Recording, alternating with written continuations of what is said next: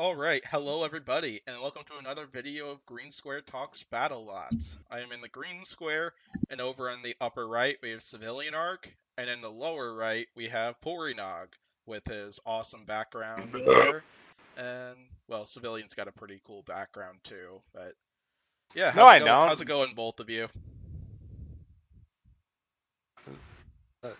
I mean, I'm vibing. I'm doing good. I brought my drip with me. The Copperhead Lockjaw T-shirt available on Amazon. Only $25. But yeah, I'm doing sick. Yeah, I mean, I got the Battlebots drip as well. Uh, but you can get that on hottopic.com. Hot Topic, please sponsor this podcast and give me money. Uh, but yeah, I'm doing okay. We'll get into this. Yeah, I'll probably have a Battlebots t-shirt on the next time Valkyrie, or not Valkyrie, Malice Jackpot or P1 make an appearance as yeah, I have a Jackpot Malice t-shirt here. I will soon have a P1 t-shirt because P1 has a bunch of parts for sale on their site, and I got one. And hopefully that'll be here later in the week. But Pori and I each have a part showing up early in the week.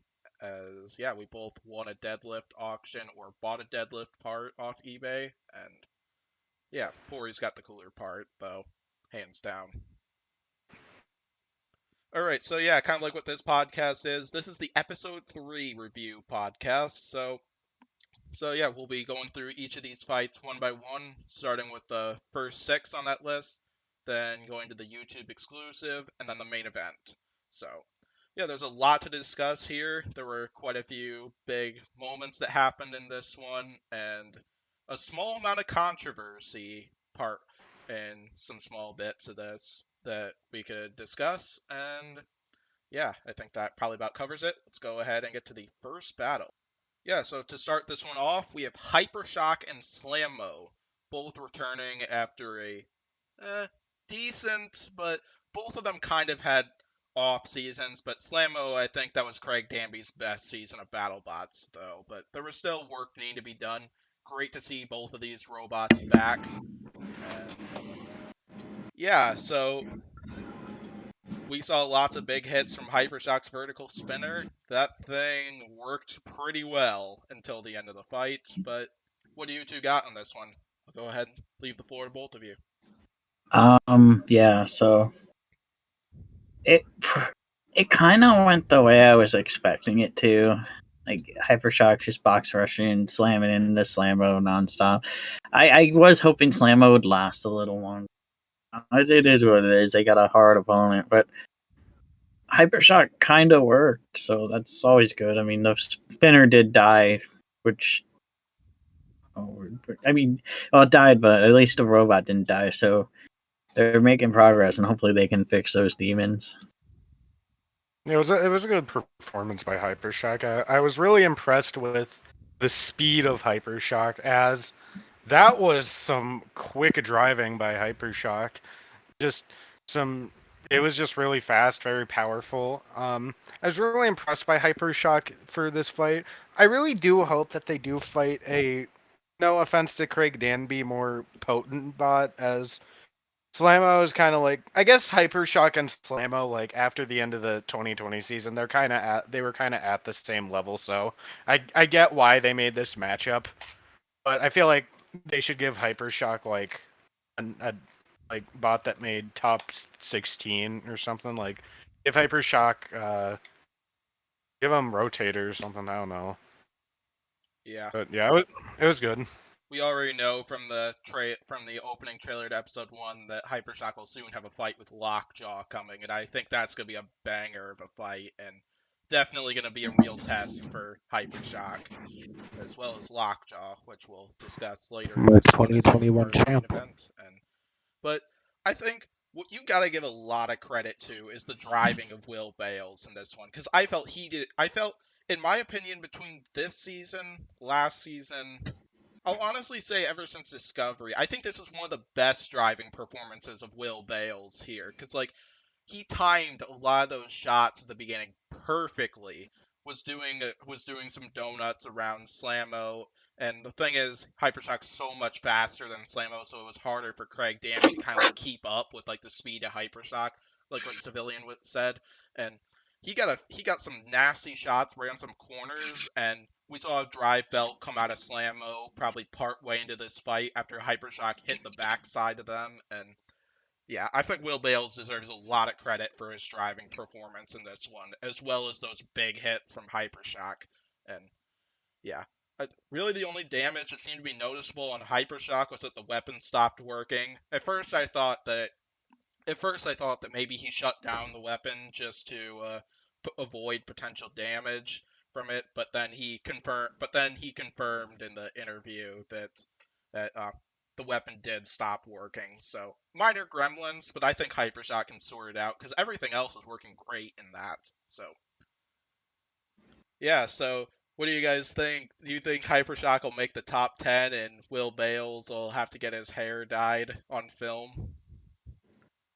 No, I don't Yeah, think they'll make the top 10. They got a I, lot of work to do to get there. I mean, I mean, if they get another win like that, maybe, but that's a big if. I currently have them ranked at top 5, but going into the season, I thought, yeah, this team will probably be like in the top half of the seeded bots if they make postseason. So I'm not entirely sure. So I'll have to go with like a solid. I think they're gonna get I'd say 60-40 chance.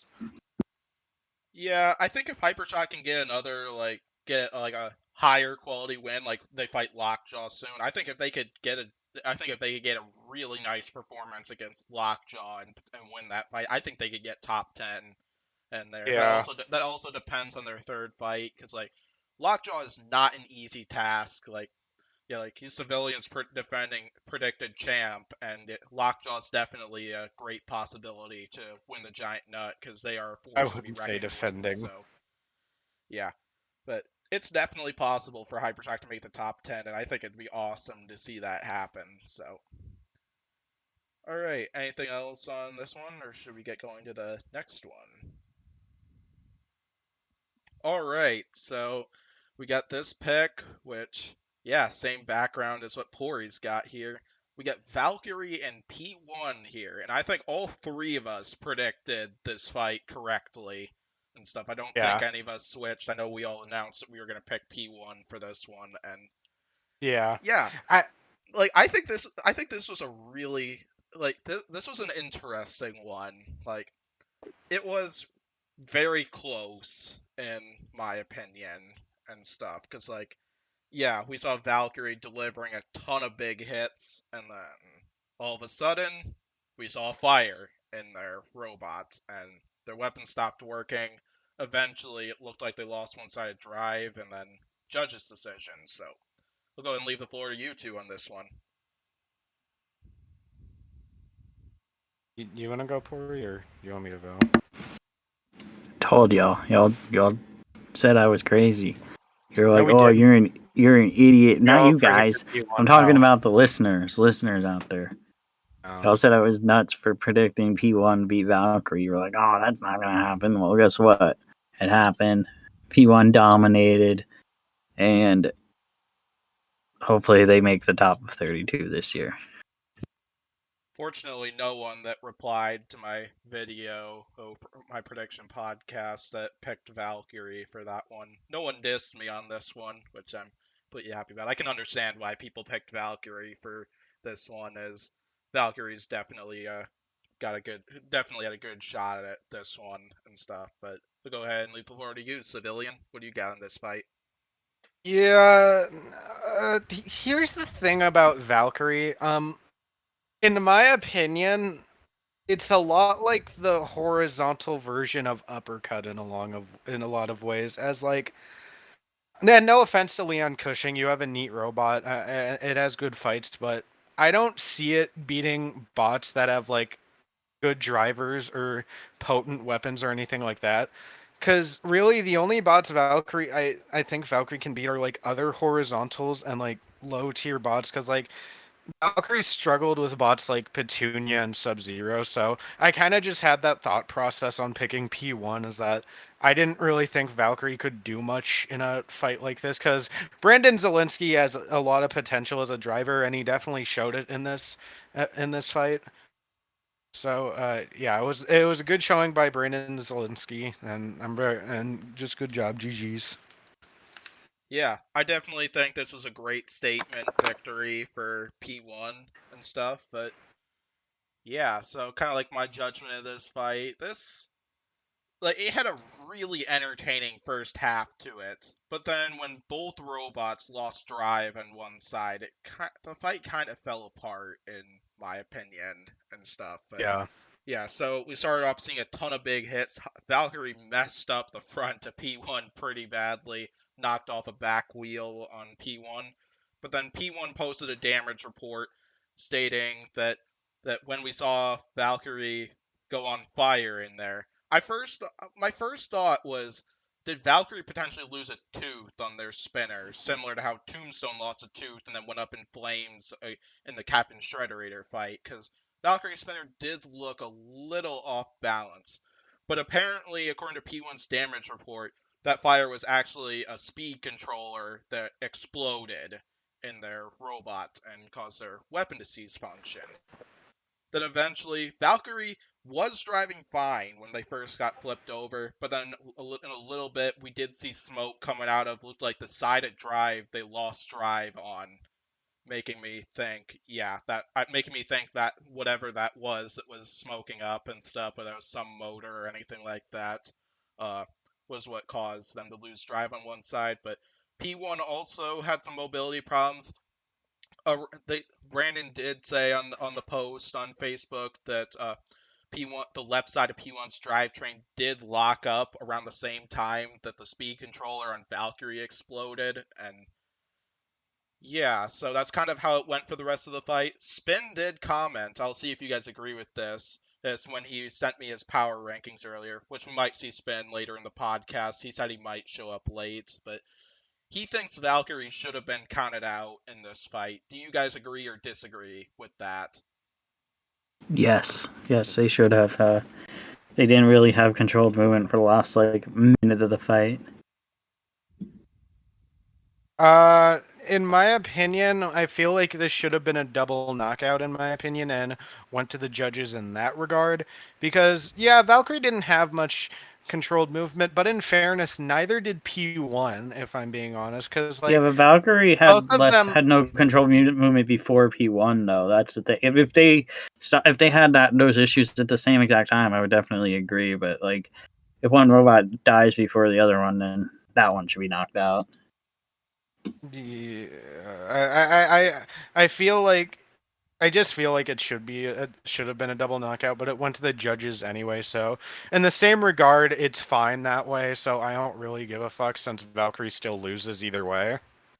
Yeah, it was kind of iffy in my opinion on stuff on whether Valkyrie should have been cut out because like yeah, P1 also didn't have much movement, but I felt they were definitely like much more controlled movement since they're four-wheel drive rather than two-wheel drive. Because like on one hand, P1 did have an excellent pin partway into that and stuff. Like they were still able to move around, but then Valkyrie was mostly spinning in circles in the corner and stuff. So I kind of feel like Valkyrie should have been counted out, but I would probably say like in the last 30 seconds, because like 30 seconds prior to that, they were still getting pushed around by P1 and stuff, and I think it's wrong if the judges start counting somebody out because of that, which.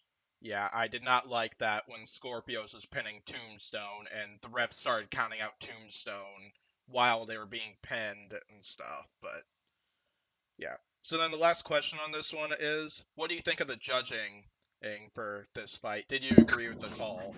I'll let Civilian answer first, because Civilian's already hinted his answer for this one, so.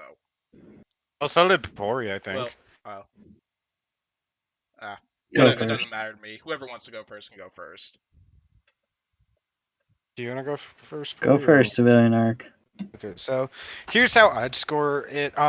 Damage, I'd say 3-2 Valkyrie, because I mean, sure, Valkyrie sniped that wheel, and it also took out half P1's drive, but like Valkyrie had no weapon by the end of the fight, and also had immobilized drive. So and P1, I think P1 still had its weapon. Actually, did it? P1 had its weapon. P1 had its weapon. Oh, Yes. never the fuck mind. P1 3-2 then. Yeah, that's why I was like going like, are you sure about that? Yeah, 3-2 damage for P1 then. Damn. Control, all points go to P1 on that. No questions asked. P1 easily had all the control in that fight. Aggression, 2-1 P1, I guess. Yeah, that's like literally what I have. Yeah.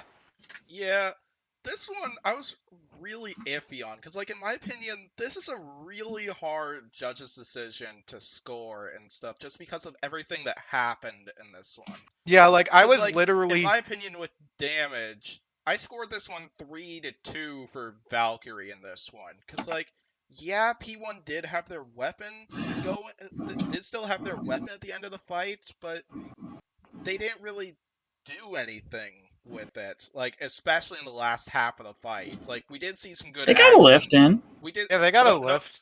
Well, I'm not. Basically, like, I don't think they did enough with it, like, to earn like a third damage point and stuff. Well, But yeah, I cause like, I what I'm kind of thinking of here is I'm giving P1 credit for both that Valkyrie's weapon system like went up in flames, and then Valkyrie lost drive too. But you gotta give Valkyrie a lot of credit for the damage they were able to do and stuff, like in the first half of did. that fight, because like they messed up the front of P1. They got a few hits on the top, knocked a wheel off, jammed up P1's drivetrain, but yeah, kind of like what I said, this is really hard to call. And in terms of Yeah, and in terms of control, I'm scoring this. I'm like yeah, like control and aggression. This is real. Those two are also a bit like it's a little hard to tell with control. Could Valkyrie get some credit at the beginning? And I personally would give Valkyrie credit and give Valkyrie 1 point and stuff for a few of the shots they got at the beginning. Because like my reasoning behind this is Brandon seemed to be really cautious, including one thing I do want to mention that I found funny. I don't know if you guys heard this, but one of the refs was actually counting out P1 partway, like 30 seconds into the fight, and got down to 8 before P1 made enough movement to stop that from happening. And Didn't hear that. but yeah, I knew that. yeah, rewatch the fight and stuff, and you'll see what I mean. But and then aggression, I scored this. Yeah, this one's another tricky one to call, mostly because of the point I made at the beginning of this one. But I'll give P1 a score of 2-1 on that one, which will give. Yeah, I was originally thinking scoring it for Valkyrie and stuff, but no, P1 will have the victory. But yeah, kind of like what I was mentioning. There's a lot to take into consideration with what happened in that fight, and I personally think that one was a much harder one to call than what a lot of people might think. So Yeah, I was literally shaking waiting for the decision. Like that was like the first time I was genuinely fucking afraid of the decision. I was like, are they gonna fuck over P1? I was Again. genuinely yeah, again. I was like genuinely shaking. I was like praying, God, please give P1 this fucking win. but yeah, do rewatch the fight because yeah, like I rewatched the fight a second time this morning just to confirm like was I hearing the ref counting out P1 partway in, and I heard that a second time. Yeah, I feel like if that is true, and I don't know if it's true, I feel like that should count as aggression loss and not control loss, in my opinion. So Yeah, yeah.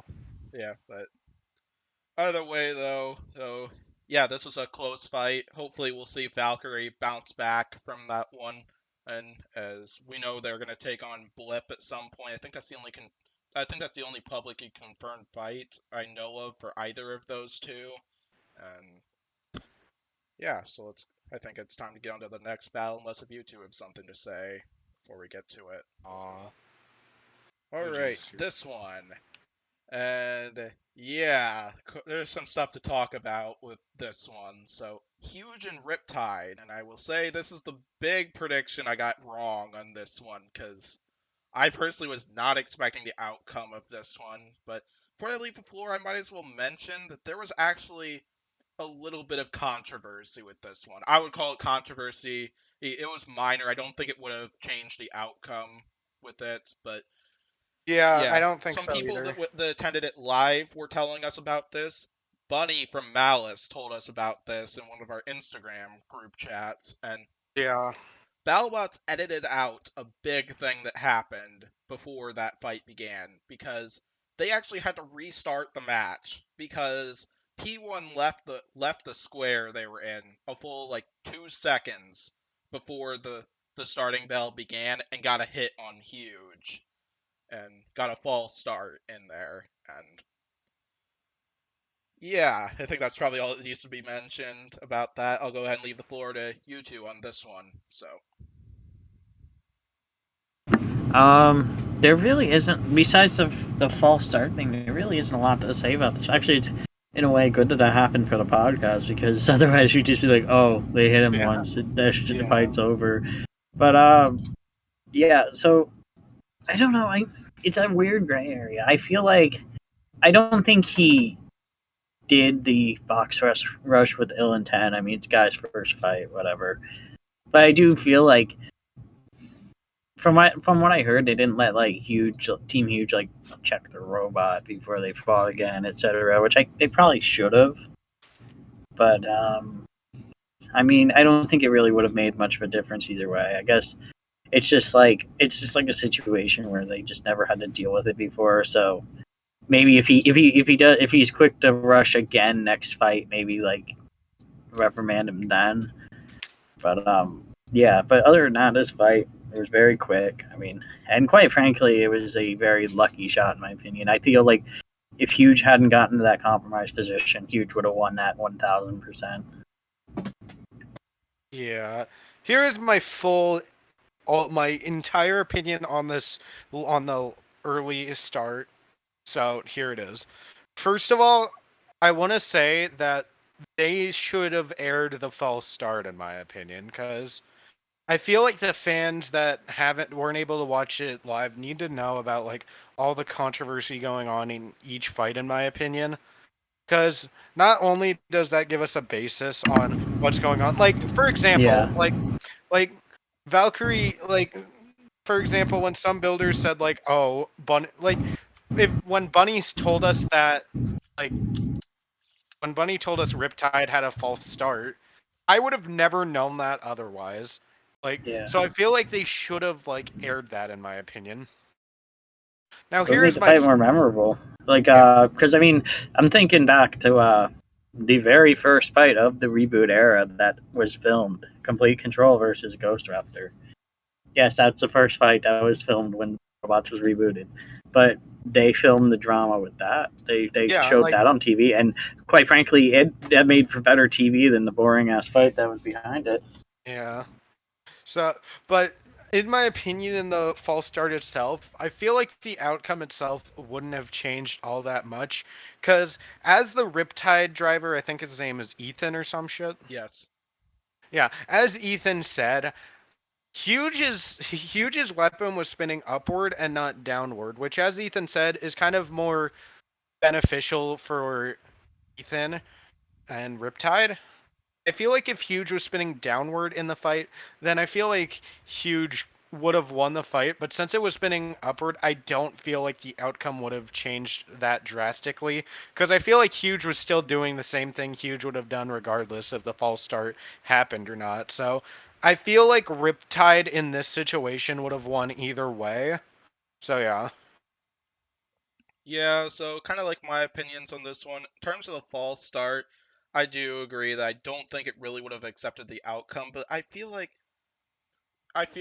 yeah, I think Pori did mention that Battlebots is a little unprepared for this situation, but I kind of wonder if they might do something about it, like implement a rule about that in the future, because like Because, like, on one hand, in the bounties last year, in Sharko versus Captain Shredder, I noticed Sharko had a minor false start to it. Like, it wasn't as bad. Like, they left the square like a half second before the starting bell began, but they didn't go in for a hit right away and stuff. Like, Well, Shredder still, like, got up to speed and everything, and then murdered Sharko. But on this one, on well, the like, other hand, like, Riptide left the square and went right for Huge and got a hit in, supposedly. And, like, while I still don't think the outcome would have changed, but I feel like this is something I feel like we're gonna see Battlebots do something about in the future, potentially, like for next season. But you were well, wanting to like, say something, Corey? I feel like he probably should have. I'm not. He probably should have gotten a warning for that. Maybe he did, and I just didn't say. But that's kind of what I'm thinking. I'm thinking because I don't think he should be straight up disqualified for making one mistake. Because it happens. I would probably do the same thing if I was in the box because I'd be excited. But hopefully he was. Hopefully, like Trey Rossi pulled him aside and was like, "What the fuck are you doing? Don't do it again." Or hopefully that was the case.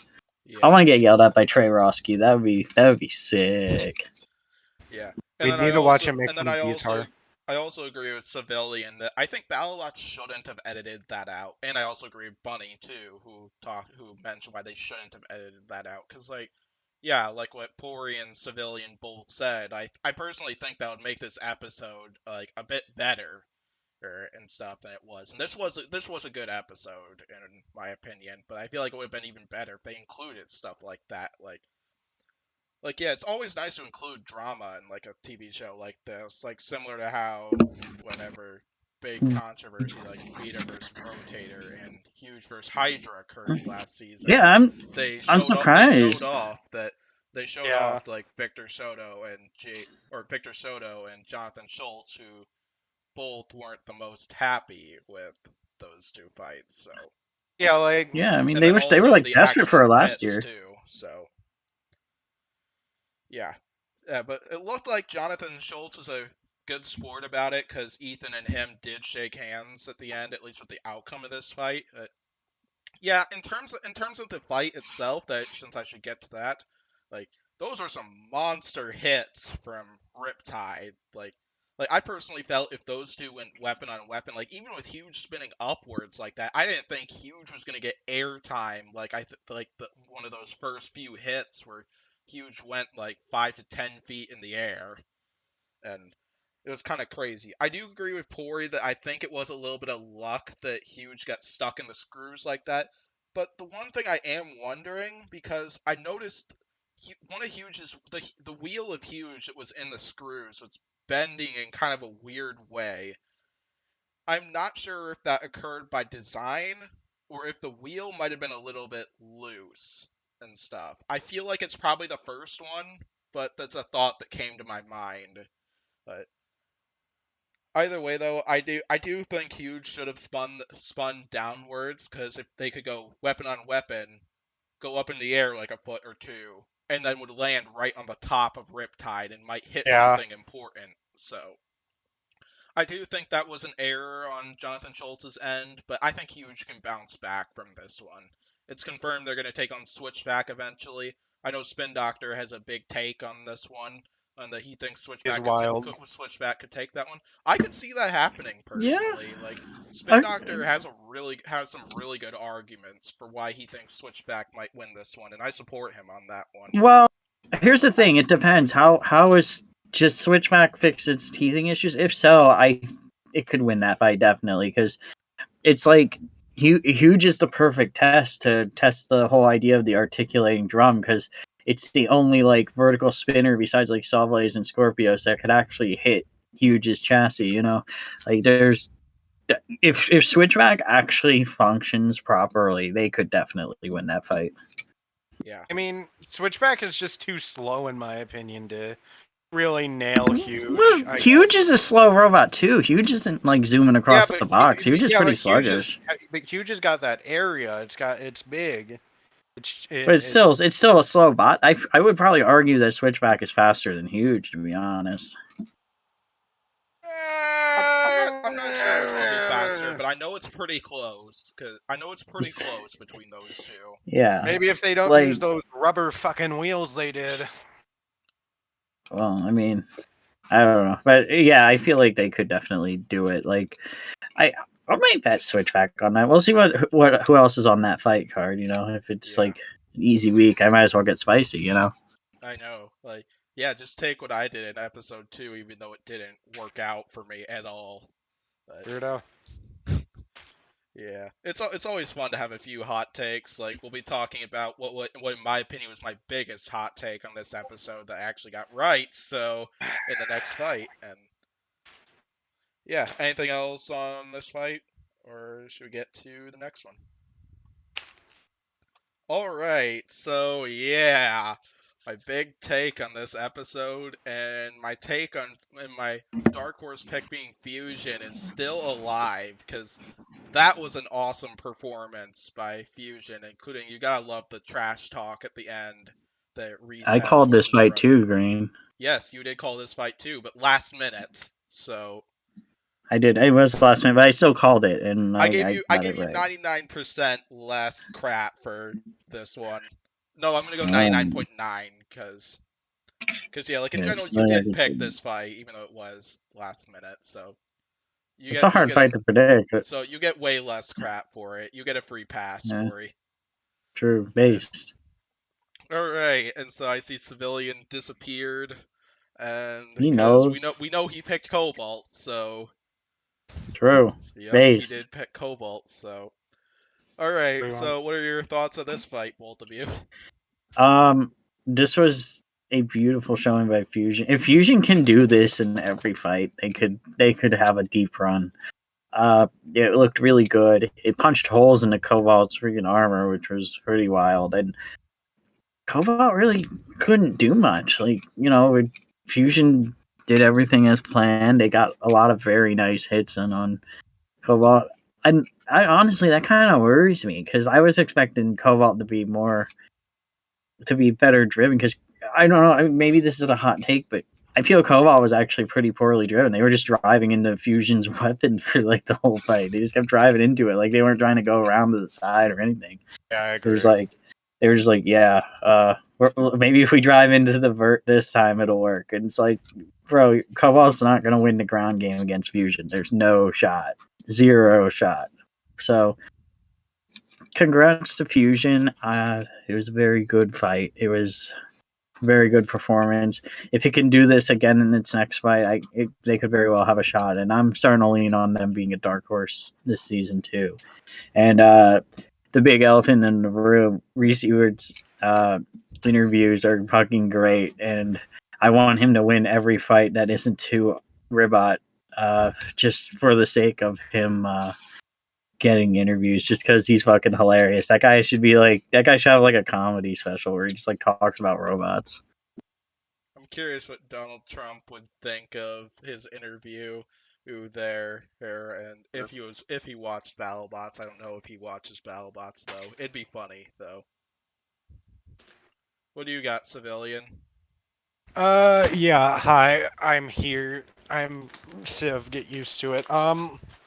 Yeah, okay, so hot take.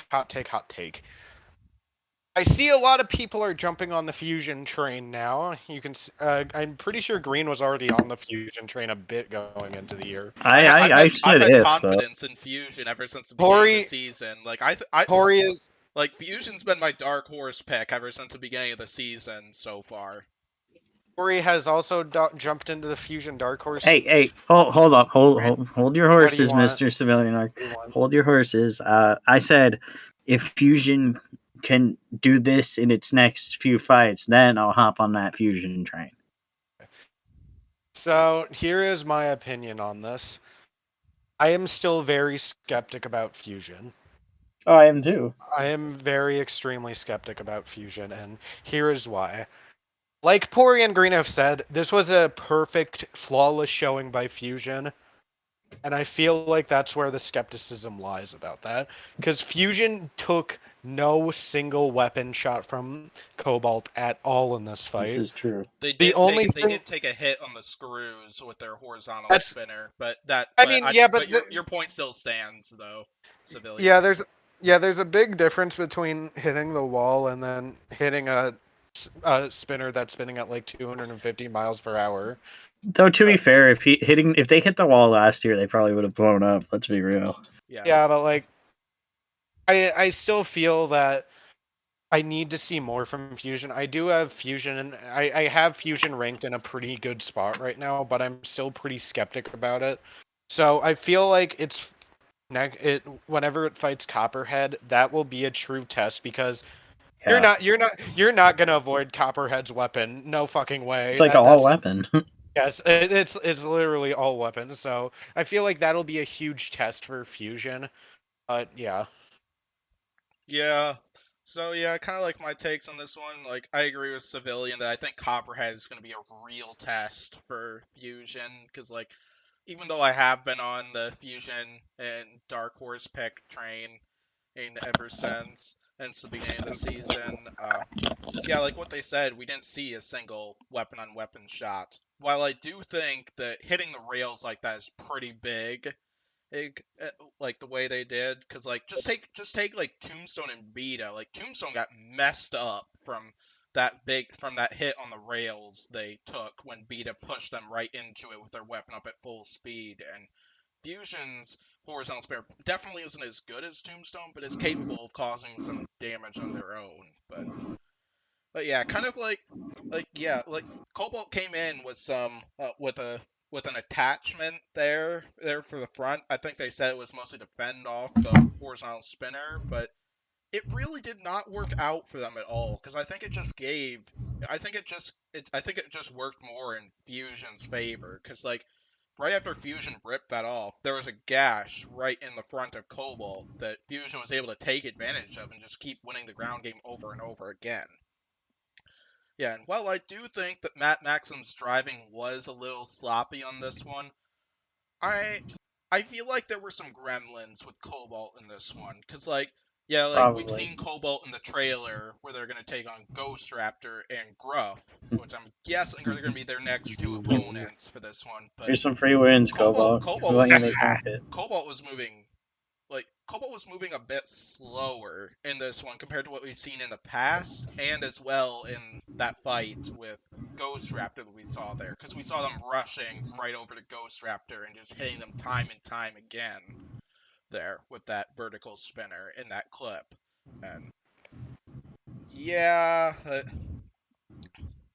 that's what makes me think there might have been some gremlins with the internal system because I felt like Cobalt was just not up to speed, but I we gotta talk about Fusion though, because like I even though they didn't go with a weapon on weapon shot, like that robot was not gyroing one bit in that fight, like what we saw in like the Mad Catter and the Tantrum fight, right? Lockjaw as well, technically, but that's kind of crazy that he managed to improve that, and I feel like he probably improved the internals pretty well too, just because like probably by the time they got those last few hits in was about the amount of time before they were on fire in those three fights they lost last season. So, I but yeah, like what Civilian said, this next fight with Copperhead that Fusion has is going to be a real test. I'm probably going to go spicy and go with my Dark Horse pick for that one, but I don't know what to expect from that one because I think both Copperhead and Fusion have some stuff to prove, like in their own ways. Is and I what do I you got, do have a Civilian? I do have a theory about Matt Maxim's driving in this fight. What you I got? have the I have the theory that when Cobalt took that first hit, he was like, "Okay, I'm not winning this ground game." So he's like, "Okay, I'm just gonna have myself get hit by Fusion's weapon, get sent flying up, and try and have Cobalt hit Fusion on the top by having Cobalt maybe fall onto Fusion whenever it takes a shot by the Yeah, bird." I was So that's maybe my either theory. that or that Fusion would blow itself up again. But go Yeah, ahead, finish. those are my one of two theories on that ideal, but that clearly didn't work out for him, so lols. All right, and then yeah, I gotta give a lot of we already mentioned this, but I gotta give a lot of credit to that trash talk towards Jake at the end. That was my favorite moment of the entire episode, because including if you saw including his family members in the background or teammates in the background, that including the female almost fell to the ground laughing after that last comment when he brought Donald Trump up into the mix. I do want to say I was kind of laughing too, but not because of what Reese said. I read everyone's name tags and I almost thought the girl's name was Rachel Stupid for a second. Like, but apparently your name is like Rachel Stupich. But I thought Duplicate. yes, something like that. But I read it as Rachel Stupid. So if you're watching this, if you're watching this, Rachel, I'm sorry for thinking your last name was literally stupid. I mean, to be fair, the old guy behind him, his name is literally Dick Stuplik, so I'm surprised he didn't notice that. Well, you just got 'Cause civilians remember that's the that guy one. who that's the guy who built New Cruelty back in the day. But yeah, clearly these two robots each have some. Well, one of them has a few more interesting tests coming, but I would count Gruff as a pretty good test for Cobalt, just because Gruff's so durable. I'd say it's more of a test for Gruff though, but I don't know why you two are laughing that much in the background. It took like 30 seconds with the Rachel Stupid thing.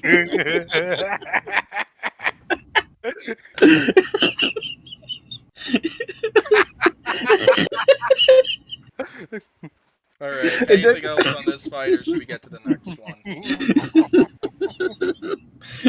Makes me think next fight. Yeah, Rachel Stupid.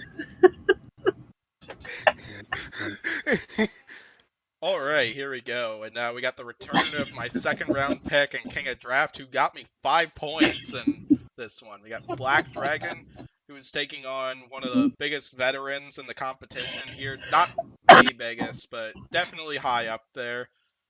Ice Wave. So, yeah, Ice Wave returning for the first time in the main competition since 2018, which they were there in bounties, but I'm stating main competition specifically for it. So, and this is a really good, in my opinion, and after watching the damage report video that Icewave did, this was a really good performance from Black Dragon, and I like a lot of the improvements that robot made for this season, and they put it all together for what was a really good knockout in my opinion. So yeah, let's go ahead and leave the floor to you two on this one. What happened was exactly what I thought was gonna happen. Like the entire fight, like I was watching, I'm just like, yeah, this is exactly what I predicted. This is what's gonna happen. And good on you, Black Dragon.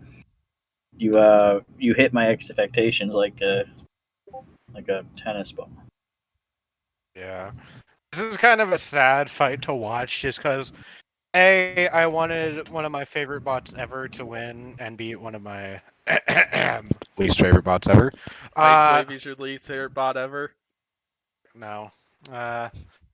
Yeah, this is also pretty sad because this was a huge episode for like returning bots, as we saw two big returning bots in Cobalt and Icewave come, and it's sad to see both of them lose in their debut fight. I don't fucking know what that thing is. But yeah, okay, it was very Rachel Stupid. It was very it was very sad to see Icewave lose this. This is kind of just like a basic Black Dragon win, in my opinion. They kind of have this whole rhythm down, where they're like, oh, we're gonna get a few meh weapon shots, and then the opponent will piss itself. So yeah, it was a fight, I guess. It existed. And yeah, we learned in Icewave's damage report video that Icewave is coming out with the original version. Well, the version of Icewave that we saw in the bounties last season, because the new one they came with for this season, they discovered one huge gremlin in it that Black Dragon took advantage and was what won them the fight and stuff. And so, yeah, what ended up occurring in there is Black Dragon took big time advantage of, like, I first want to say this though, like when Icewave's weapon got shut down and stuff, which I don't know why that occurred actually. Yeah, I'm not sure about that one. But Black Dragon seemed to have a. I think this is probably because Black Dragon had a plow on, and Icewave is low to the ground with that wedge and stuff. And even from the sides, Black Dragon was having a really hard time getting underneath Icewave for the most part after Icewave's weapon stopped. They were having a much easier time when they were going weapon on weapon with a up to full speed Icewave. And yeah, but what ended up occurring apparently is lots of the big flaw in there is a lot of their Icewave's drive belts connecting to those wheels underneath are vulnerable, and Black Dragon managed to snap a few of them, resulting in Icewave slowing down and eventually not moving. And apparently the bottom got a little messed up, at least when Icewave showed the picture from that video and stuff, but I definitely like the Black Dragon, like the look that Black Dragon gave us in this one. But I think their next fight is gonna be a real test on whether they are the real deal to make another run towards the giant nut or not. Because we know they're gonna take on Rotator in the. It's got to be coming up soon. Because yeah, my guess is it's either 2 to 3 episodes away, and I personally think that's main event worthy because both of them had dominant performances in their recent fights, and but I wouldn't be surprised if it's not. But Yeah, Yeah, Rotator they need to give us a Tantrum main event before that. and a robot main event. Frog. yep, Did they get Tantrum Robot main event? I mean, I'll that'd take be it. that'd I be mean, rad. I'd love to see Robot beat Tantrum in a main event. That'd be fun. Okay. I think you guys would need to do more than your anime bet if those two. No, If those two just met in a fight in general and stuff. I mean, I don't know what the bet would be besides having us Because he's watch scared he's gonna lose it. Come up with an idea, buddy. Do it. Loser has to watch Boku no Pico. Oh yeah, I can't wait to tell y'all the story of Pori trying to get me to watch a hentai. To all you people who don't know what hentai is, it is anime porn. I thought you knew what Boku no Pico was. I knew it was like an incest thing. I didn't think it was that. No, I'll Yeah. make you. Don't worry. I'm gonna make you watch good anime. Don't you worry. But Yeah, yeah, making me watch great good performance animation. from Black Dragon. We saw the durability as we usually see it because we did watch them survive full 2.5 minutes while on fire, and they were still being the more aggressive robot while Robot was running away from us because they were probably scared. So Yo. And made up for one of the shittiest quarterfinal fights of all time. it was an awesome fight. That was a legendary It was a fight. fuck. Like, how often are you going to see a robot survive on fire? And why is it always the Brazilian bots that survive a fight while on fire? Yeah. And, Yeah, it's so fun to watch a bot get set on fire while the other bot is running the fuck away. well, Very fun. that means it would be Come on, Ribot's man. fault then that it was a bad quarterfinal fight since I mean, I blame Black Dragon for not being able to handle its fucking weapon and not set itself on fire too. they didn't set itself on fire. Ribot's vertical spinner hit the flamethrower system on Black Dragon, and that's what put it on fire. Similar to how Texas Twister put Black Dragon on fire in 2019. Black Dragon did that to themselves. Yeah. It blew up before the fight even began. Yeah. Whatever, but either way, great performance from Black Dragon. Can't wait to see that fight with Rotator because I imagine win or lose, that's gonna be an absolute banger of a battle. And yeah, shout out to Black Dragon for getting me 5 points on King of Draft and putting me in second place for our league. So yeah, all right, I think that'll do it for this one. Let's go ahead and get on to the next battle. So, like, what is that? It's deodorant. Oh. Are you gonna eat deodorant on camera? Okay. I mean, Q did that at an Impractical Joke. Wait, did you actually eat some of that deodorant? That was disgusting. It's almost. Yo, did you really eat it? You No. top 5 stupidest moments on Green Square Talks Battlebots. That is a number 1 on there. Why the heck would you do that? It's almost as stupid as me looking at this stupid fucking duck. Did you actually take a bite out of it? I mean, I took a bite. I didn't swallow it. Let me see it. Hold on, I might need to. Why'd you take a bite out of it? What's wrong with you? Shout out to Civilian Arc for taking a bite out of a stick of deodorant. So I'm gonna have No, to no. I'm gonna have to timestamp that in the description. So Hey, it's me showing my hatred for Duck, man. well, Fuck yeah. that thing. So on the way here, glad to see Duck back once again. And as we hadn't seen them since the 2019 season, it's always fun to watch Duck fight. In my opinion, one of my favorite fights in the 2018 season was the Rumble with free shipping and Mecha Rampage. And even though they were more on the defensive side, they got a few good fights in with some of their other opponents from last season. So, well, the last time they were there, Jeez. and they got a really big challenge, as I was expecting they would, because I feel like their schedule for this season is going to be three spinner bots, because I think that's what Battlebots is probably going to want to see here. And they came in with a new duck for this one, and yeah, there were a lot of gremlins there, so I'll go ahead and leave the floor to you two on this one, even though I know Civilian's going to go wacko on this one. Yeah, hello. Well, first off, you know what the ARC and Civilian ARC stands for? Armchair Builder. Am I right? I don't know what that means. I don't want to hear it, you Mr. Deodorant Eater. Okay, so Cologne. yeah, drink it. I mean, No, straight don't drink it. You'll drink it. You'll die. No, do not do that. Brett. Okay, so this fight, honestly, if this fight didn't have Witch Doctor in it, this would probably be a. You just drink cologne? What's wrong with you? I didn't drink it. I sprayed it. There's a difference. Maybe you sprayed it in your mouth, you weirdo. Well, that's a water bottle right there. That's a difference. So keep going, Pory. Okay. So I feel like this fight definitely would have been a YouTube bonus fight had it not featured Witch Doctor because so marketable. Oh, Duck too, I guess. But yeah, this was a very rough fight. And Duck didn't really impress me. The driving was pretty sloppy. They didn't have a lot of push power. He couldn't really lift with that beak, and that genuinely worries me. Like, I don't want to be an armchair builder like Civilian Arc is, but I can't think of a bot in this field that Duck could beat without getting lucky and the robot just dying, honestly. And I feel bad for saying that because I actually had high hopes for this new Duck. And on the other hand, Witch Doctor's performance was pretty rough too because its weapon died halfway through the battle, so they still are dealing with reliability demons. So we'll have to see how it plays out for both of these, but I am very concerned for both of these in the tournament coming up.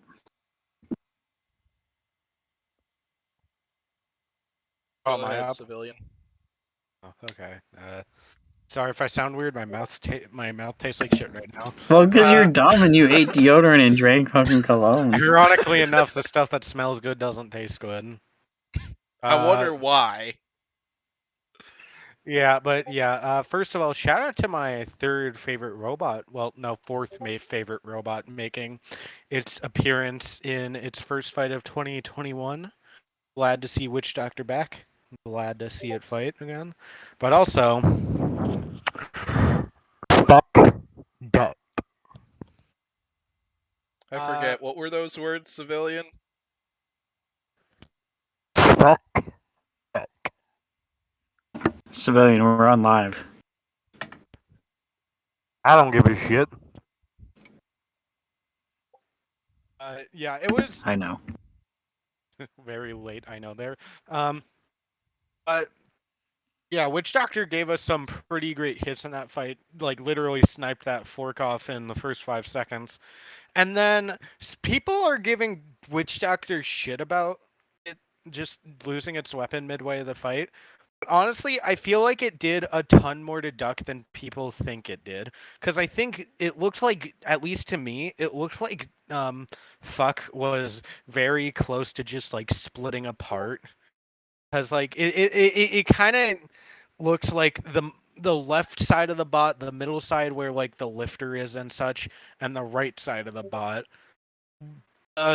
left and right side of the bot were kind of tilted upward, like in a slanted, like this position, and then the middle was just like this. So I think Witch Doctor kind of fucked up the chassis a ton in this fight. So I feel like if Witch Doctor's weapon was working, I feel like we could have had like a Witch Doctor Ultimo Destructo moment. But yeah, I feel like Duck actually had more of an I feel like Fuck had more of an impressive fight than most people say it did. Because in fairness, Hal Rucker was really went in there. Fuck went in and broke Witch Doctor's weapon. It got Fuck got Witch Doctor onto the screws a time or two. So yeah, I feel like Fuck did do better than people say, but I still don't. It was a boring fight. Yeah, yeah. In my opinion, this fight didn't exactly live up to the hype I was hoping for, or and stuff. But yeah, kind of like how I kind of saw this one. Yeah, Cal Rucker confirmed what I was thinking. There were gremlins all over the place for Duck in this one, which they didn't confirm that they got all of those fixed or not, but apparently lots of their speed controllers were not working up to the hype that they were supposed to. So Duck wasn't getting like the push power they were wanting. They weren't getting the speed they were wanting. And Yeah. apparently the lifter was working well, but they said that Witch Doctor with that vertical spinner design, apparently that was making Witch Doctor a little more slippery and stuff, so Duck couldn't get a good lift in. But Yeah, yeah, yeah apparently. but Yeah, go ahead, civilian. apparently putting a fucking quacker on your robot instead of getting like top-notch internals is more important. So good job to Fuck there. It also didn't quack either, too. I mean, if it It quacked. legitimately if it tried to quack the entire fight, I would have legitimately just muted my TV for the entire fight. It quacked during the Twitch test. Yeah, Yeah, but then it um, didn't in the arena, though. Hal Rucker Yeah, I think confirmed it's that. Oh, it it didn't. didn't quack He at could. all. Hal Rucker confirmed that in the damage report. It was not quacking in the arena. Okay, because I know, like it was probably like really loud there, so I thought maybe that might have been the case. Yeah, but yeah, if Hal Rucker says that, I'd take his word for it any day. No, I don't trust him. Fuck Well, maybe I a know lot of civilian things. doesn't, but I do. Do you think trust- Hal Rucker? Do you think Hal I trust- Rucker ever like took a stick of deodorant and like took a bite out of it? I He's trust probably Hal- he's probably not stupid enough to do something like that. So I trust Hal Rucker. I just fucking hate his robot. I mean, what's well, the problem? here's why civilian did this and stuff. He must be a big Sal fan from the Impractical Jokers, because Sal did that in a Laugh Band Standing thing where he put a lemon popsicle in a stick of deodorant and started taking bites out of that. And It's true. I love Sal. Sal's a funny man. yep, the only reason I mentioned that is because I know Civilian Arc has also watched that show, so he would know I've never seen it. so he might know what I'm referencing. Yeah. But yeah, in terms of the judge's decision, I agreed with the call. I felt Witch Doctor had that one. I thought they won all three categories. Despite all the issues Duck was having in this fight, I would give them credit on all three categories, but I think Witch Doctor won all three categories, and I'd give them the victory. So I don't know. Would you two agree with Yeah. that, or Yeah, disagree? I agree with that. I mean, maybe Yeah. give Duck like a point in each category, but that's about it. Yeah. I gave them 2 points in the damage category because Witch Doctor didn't really do that much damage either, other than the fork and a few of those massive hits before their weapon died. I mean, I feel like it did ultimately bend up the chassis, maybe, but They did say it did some minor damage to that, but it didn't do much to it. Like apparently most of that was still like perfectly fine, according to the damage report. yeah, because to me it looked like it was about to fall apart or shit, but I guess I didn't see it right. I don't know. I wasn't looking that closely. It is possible that happened, and yeah, I might have to rewatch the fight and look like that close and stuff just to see if that is accurate or not. But either way, both of these robots do have some gremlins to figure out and stuff, because Duck was having speed controller issues and they weren't quacking. They basically it didn't really live up to the hype that lots of people were hoping for since Duck said said they were coming in with once again the more durable robot. We did see the durability, but we didn't see the weapon power that they were talking about in this one. And I hope we get to see it in a future fight. And then Witch Doctor as well. And Witch Doctor's got a big challenge coming because we know Rusty. in an upcoming main event they got Endgame, the I, defending I, champ in a main event, and They aren't winning that. that's I gonna don't think. that's I'm gonna be a going big Witch one Doctor. and stuff. Like I'm Witch Doctor's weapon is gonna need to be in tip top shape if they are gonna win that one. And then they also got I- Rusty that's confirmed too, which I think that's probably an easy dub, and I'm less likely to vote Rusty for that one compared to the I'm Blip one. And I'm going Witch Doctor for the end game fight. I don't know what. I don't give a fuck what y'all So, say. Arc, What do you want? Endgame is literally the like face of your brand, and you're gonna vote against it. I'm Rose, telling Jack yeah, Barker, why aren't you and giving he's gonna Endgame yell enough at you. credit? Because Endgame was the one robot to KO Duck in 2019. So True, base. Cool. It KO'd a fucking shitty robot. What am I supposed to be A proud shitty of it? robot that is really hard to KO. yeah, or a shitty robot that lasted the full 3 minutes against your predicted champion, and What? you're predicting Lockjaw to win it this season, and Duck survived the full 3 minutes against Lockjaw. Actually, I think I'm changing my predicted champ pick. I'm gonna be honest here. Who are you changing it to? Yeah, who are you changing it to? I mean, I might still stick with the. I have two ideas right now. I mean, I have three ideas. Either A, I stick with my Lockjaw pick because I still have faith in Lockjaw.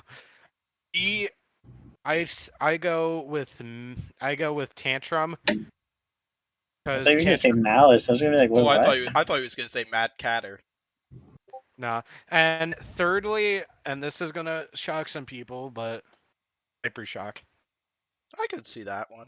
Like, I do have my take that Hypershock will make the top 8 this season, and yeah, who knows what'll happen? Like, I think the list is huge for robots that I think could take home the giant nut for this season. And yeah, Said no. let's go ahead and get on to the next battle, where we are apparently getting to the main event for this one first. I must not have flip-flopped the slides, but who cares? We'll go ahead and we'll go ahead and talk about this one first. So we got Lockjaw and Copperhead here for the main event, and in my opinion, this was the best main event of the season so far, hands down.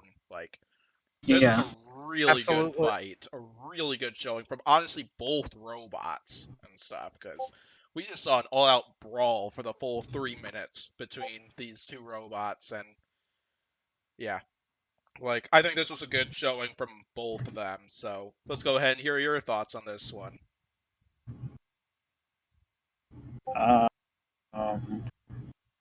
Yeah. Okay, so this was a very good fight. I mean, there wasn't. I mean, it's only the third main event, and quite frankly, the first main event was very rough. So, I mean, there isn't super stellar competition, but all in all, it was a very good fight, and both sides definitely had their moments. But yeah, I mean, there really isn't much to say until we get to the other elephant in the room with this fight. But we'll let Green lead us to that. It's not an elephant. It's that most fucking dog Pory, you know. It's an elephant. It's a big elephant dog. Yeah, but I have to agree. Boy, go get your deodorant. I have to agree. This was a really good. This was a really good main event. I'd probably say it's a low A tier, in my opinion. Like probably lowest of the lowest A tiers.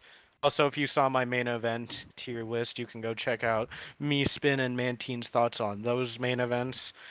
But yeah, I'd probably say this is a pretty good main event. It was a big back and I wouldn't say back and forth, but I'd say it's more of like a slugfest overall. Because Copperhead both bots dished out major shots in the first 30 seconds, and then Copperhead seemed to have the upper hand, but was having problems. I'd say this is kind of like Copperhead versus Black Dragon 2.0, just like slightly better. Because Yeah. I mean, this is kind of like the same thing. Like Copperhead fucks up its opponent, but then is like slow as fuck by the end of the fight, and is pretty much all getting pushed by a bot that shouldn't be pushing it around.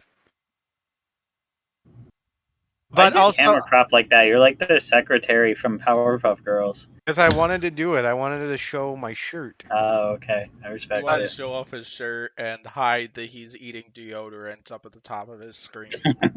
My hands are free, baby. Actually, I have Lockjaw on my shirt, so.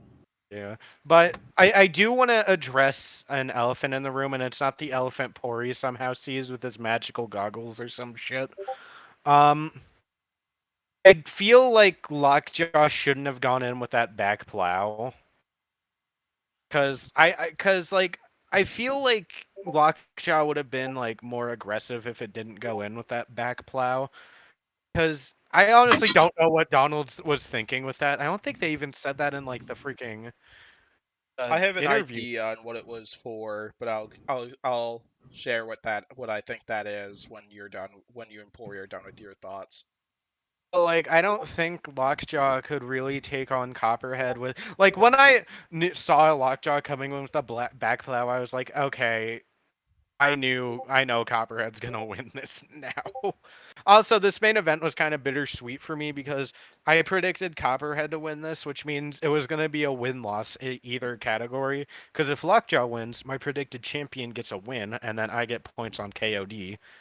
But if Copperhead wins, I get to tell Pori what anime he gets to watch, and he doesn't get to make me watch hentai. I So, wasn't gonna make you actually watch hentai. I just wanted to see your reaction if I said well, that. there's a bonus to it. But yeah, I overall like this fight. I'm very questioning what Donald was thinking on that, but yeah, good fight. Go ahead, Great. Pori.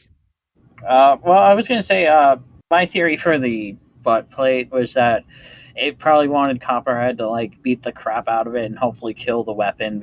Then Lockjaw turns around and just starts like wailing on him with its weapon. Yeah, that's my main theory, but I'm not too sure. I can't imagine what else it would be. Yeah, I was Yeah. thinking either slow down the weapon or kill the weapon. And Yeah. yeah, similar like a similar strat to like if you went up against a horizontal spinner. At first, I thought when I saw the pic of it, like with Lockjaw having a back plate, at first I thought it was kind of like a back spear used to try and jam up or even break Copperhead's weapon. Said jam up. Yeah. Kenny said jam up this episode. I don't remember what fight it was, but Kenny said jam up. Remember that time Kenny said that Minotaur was a horizontal drum spinner? Yeah, that in the Yeah. first episode. There were so many times. I think that was like the third time that they said something that I wanted to fact check. And Like, bro, Minotaur doesn't have enough drip to be Malice. Come on, man. well, True Malice is face. awesome too. So yeah, but yeah, kind of like my takes on this one. Like, yeah, I can see what Donald Hudson was going with at least with that back attachment, and like it seemed like the strat was basically like slow down the drum spinner or break the drum spinner and then turn around and get a nice hit in. But Copperhead's ground game like kind of like went against that plan Yeah. because like every time Lockjaw charged in with that back piece, Copperhead ended up getting underneath Lockjaw and did some damage to the underside. And right when Donald figured that out, he started turning the weapon right towards them. And Robert Cowan definitely seems to be a less aggressive driver than Zach Goff was, but he's a lot more precise with his angles and Yeah. stuff, which and definitely was able to take advantage of like Lockjaw coming at it with the vertical spinner and just destroyed that front, like messed up the forks. Eventually we saw weapon fire go on in Lockjaw and quite a few wheels were either messed up or hanging off. And yeah, but you got to give a lot of credit to Lockjaw in this one because even with the fact that one of their wheels was barely hanging on, they still got some excellent aggression and control moments throughout this Yeah. fight, even though they didn't cause too much damage with that vertical spinner of theirs. And Yeah, yeah, them wheels are tough to take off. I mean, the last time we've ever seen a Lockjaw wheel come off was way back in 2018 against Endgame. So Tombstone. I mean, In Tombstone. 2019. oh yeah, that's true too. But Bullshit tombstone strat. How's it a Uh, bullshit uh, strat? How's it a bullshit strat? Yeah, That true. was Tombstone an should let Lockjaw that was win. an excellent driving tactic Yeah, by Ray good call, Villains. Corey. I agree with you, definitely. But yeah, All right, so Green. yeah, Now you gotta ask the question. this was a really close fight, a really close judge's decision. Pory's ready for the question. I know what his answer is. I know what Civilian's answer to this one is. What did you guys think of the judge's decision? Let's hear Civilian first. Oh, thank you, Green. That's so kind of you. Well, I got a My reason day for is why that is, but my yeah. day. I am having a good day so far. So yeah, damage 4-1 Copperhead, and then control and aggression 2-1 Lockjaw. Thank you. All right, Pory, Um, what do you got? mm, yeah. Okay. So Civilian almost has it correct. Almost 3-2 damage for Copperhead. Because here's the thing. Here's the thing. We can't be just judging strictly on cosmetic damage because What do you mean he took out Lockjaw's weapon. He goofed up the forks, yes. But at the end of the fight, Copperhead was having drive issues, and I don't even think it had drive on the one side. And that speaks more than taking out a robot's weapon or like Counter to ripping up that. its armor. Counter to that. Counter to that. Copperhead did lose half its drive, but it was still driving in a straight line. But it's still it wasn't really driving in a straight line though. It was like crab walking. I would It was not kind of say like, that and it was wasn't even crab really, walking. it wasn't, and that's why I gave Lockjaw control and aggression too, because Copperhead was kind of having a deep six moment where it was just kind of like turning in place, waiting for Lockjaw to drive into its weapon. It was kind of doing that, and then so that's why I gave it 2-1 on those. But like the fact that its drive was affected like that, like that's some serious internal damage. Like the first thing, like look at Bloodsport versus Gruff. Bloodsport's weapon died; it broke. But on the other hand, Gruff's drive was like fuck. Yeah, but And Lockjaw wasn't. Yeah, but Ruff was like. Let's wait. Here, let's just hear out Pory for the rest of his Gruff's statement, and then you can go Gruff's ahead and drive was share your fucky counters. in that fight, and Gruff was like crab walking the whole fight. As a result, I would give Gruff 3-2 in damage in that because, or I mean, I'd give Bloodsport 3-2 damage in that because the damage of the drive is more significant to me than the damage of a primary weapon or like forks. I have to disagree with you on there, Pori. I don't think that. I don't think Bloodsport won on damage at all. I do think that Gruff lost that fight, but I think Gruff won on damage.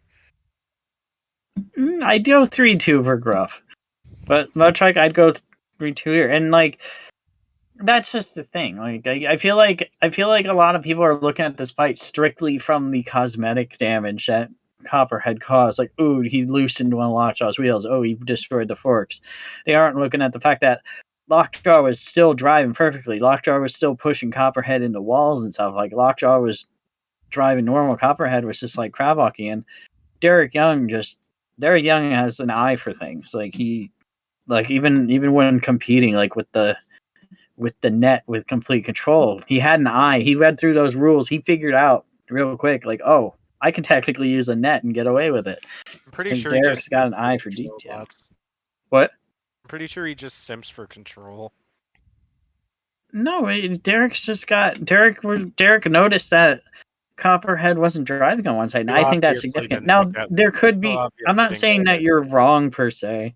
For once, you're not wrong, and I don't. This is one of those fights where it's like I disagree with it, but I don't really care enough. I'm not mad about it or anything. It's just like I would have called it in Lockjaw's favor, but I get why it was called in Copperhead's favor.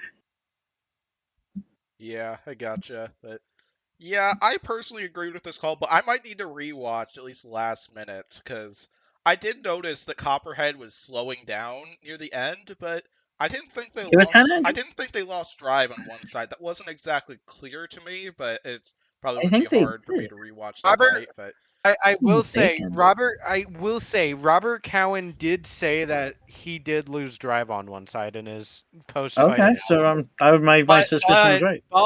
but Oh, Copperhead was not. I don't know how Pori thinks Copperhead was crab walking in that. I think Copperhead it was like going. It's like Copperhead was moving fairly slow, but I wouldn't call that crab walking necessarily. I'd say it was just, and plus the judges couldn't have known that Copperhead lost drive on one side and it wasn't driving in a crab walking I mean, position. if I'm sitting on my fat ass on my couch and at home, and I'm like, Copperhead doesn't have drive on one side. I'm sure somebody who's sitting like 10 feet away from the fight could notice it, especially if that person is an accomplished roboteer themselves.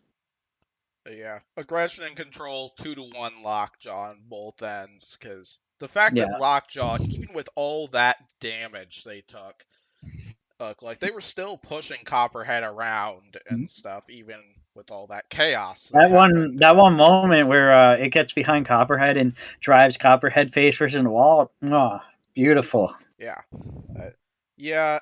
I would probably score the fight 4-1 on damage for Copperhead though. Though yeah, it did Ace. appear that Copperhead did. It did appear Copperhead did take some internal damage, but I didn't really notice any evidence of crab walking. But which is why I said I'm going to rewatch the fight, just because Pori might be I right. watched it twice, Pori to be might be fair. right on that, and there's something I might not have seen in there. So, but To be fair, I didn't notice it the first time, but the second time I watched it, I noticed it. So yeah, that's another thing. When there's like a close fight, I do try to watch it a few times just to get a grasp of if I actually because there's sometimes when I'm like, I don't agree with this decision, and I watch it again, and because actually I agreed with the decision the first time, and then when I watched it a second time, I was like, never mind, he's crab walking. yeah. But yeah, I agreed with the call. I scored it 6-5 for Copperhead, and Yeah. this was that close of a fight. I could see why Pori scored it for Lockjaw. I wouldn't be mad if the judges scored this one for Lockjaw, and yeah, so kind of get the idea. I think it's time to get to the YouTube exclusive fight. Alright, wish I could have gotten a better image, but this is the best I could get. Pardon My French and Claw Viper, the first appearance of both of these robots this season, and the first time we've seen Pardon My French in the Battlebots. And yeah, Can I the rant? first thing I gotta say before I leave the floor to these two on this one. How about that suplex? That was the best It was suplex I juicy. think we've seen in Battlebots history, in my opinion. That was awesome. At least in a modern Yeah, era. great performance from Claw Viper. Let's go ahead and hear you guys' thoughts. So, Yeah. Okay, before I So give my I opinion on the fight, I want to do a little rant. That's not me even too. I wanted to really, do the really. rant too. Come on, man. you can both do a little rant, and Here's then the when we rant. get to Here's the power thing. rankings, I'm gonna rant about Fusion and Because Kobo because I realized I forgot to do that. I know what you're gonna rant about. I know what you were gonna rant Yeah, because about. you read it I'm, earlier. I'm gonna I've been rant rant. about it. I'm gonna rant about it. I want to rant about it also. Yeah, well, you can rant with me. See, I'm a supporter of BattleBots on Facebook, so it doesn't affect me because when they upload it onto Facebook, it's just like, here's the fight, enjoy, because you'll get a notification for it, and the supporters are all over it. But okay, for one, I don't really like how BattleBots uploads fights on the YouTube period. Like when they upload the Remars fights, and they're like, "Ooh, free ship, what the bot Bronco, like free shipping with like emojis and shit." Like, I don't really like that. I get that with the Zoomer culture, the titles like that are kind of mandatory to get the views, and at the end of the day, BattleBots wants to get the most views. But the thing is, with all three bonus fights, when they're uploaded to YouTube on the Sunday, because the supporters get it on Thursday, when the day the show airs. So people who don't support wait until Sunday, but when they upload the fights to YouTube, they uh they they make the titles like spoilery, like the first one, hometown heroes, like yeah, so because Jackpot's gonna win that. Then the second fight is what's the second fight, Civilian Arc? Shatter Sub-Zero. Shatter Sub-Zero. Like the title's like the greatest hammer bot in the world. Like, and then this fight is like Suplex City. Like the titles are literally spoiling the result of the fight, and that doesn't sit right with me because people wait all week for this super exclusive fight, and then they see the title and they're like, Suplex City. Like, you aren't going to see a title Suplex City and think like, part of my French is going to rip Claw Viper in half. They're thinking, oh, Claw Viper is going to be all over this thing, and then that's what happens. Yeah. Yeah, as Pori said, the titles are pretty fucking spoilery. The only one I'd say that isn't spoilery is Jackpot versus not Defender, but Jackpot versus Deadlift. As the really thing I only noticed is like, oh, Jackpot defends his home country, but I didn't take it as Home like country. his home My country. home country of Las Vegas. Yeah, I didn't really take it as like, oh, Jackpot defended his. Jackpot didn't win the fight, but he's attempting to win the fight. It's kind of like how you interpreted that title in the Jackpot versus Deadlift fight. But in terms of Shatter versus Sub-Zero and Pardon My French versus Claw Viper, there is no denying that you know what will happen going into the fight. Yeah, You exactly. know Shatter's gonna win. You know Claw Viper is gonna win. And like, I don't notice the titles firsthand because because like first thing I do when I wake up, I just go onto YouTube and see what's going on. I just see, oh, new Battlebots fight, gonna click on it, watch it in full screen, skip through all the bullshit intros because I'm not about that in the YouTube exclusive. But and then I see, oh, there's a title there. I don't notice the title, but when I see the title, I'm like, why are you making these titles? Like, you could literally make a title that says, like, Pardon My French versus Claw Viper. Like, literally make that be the title, and it would be, like, 10 times better.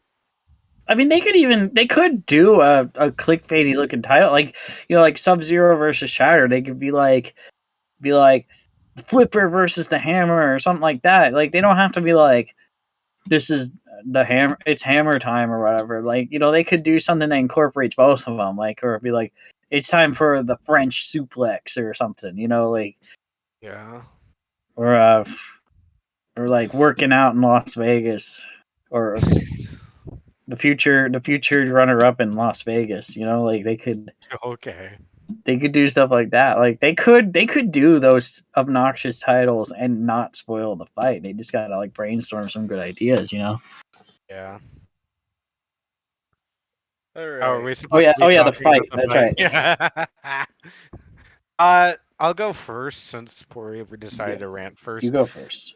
Yeah, this is a good performance by Claw Viper. My one question is, and it sounds like Bunny agrees with me in this question, how in the fuck did Pardon My French not get counted out when it was immobilized? It was like immobilized for like 42 seconds and did not I counted. It was 42 seconds.